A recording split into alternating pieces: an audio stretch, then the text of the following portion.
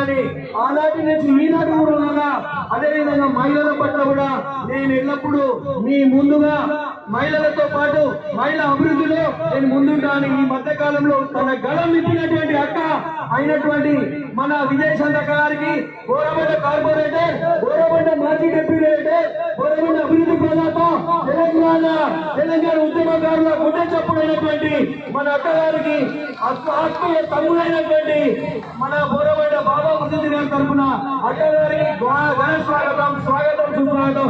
మీరందరూ చెప్పలతో స్వాగతపరచాల్సిందిగా కోరుతున్నాము. మాట్లాడతారు 2 నిమిషాలు ఆగి స్టేజ్ మీద మాట్లాడతారు.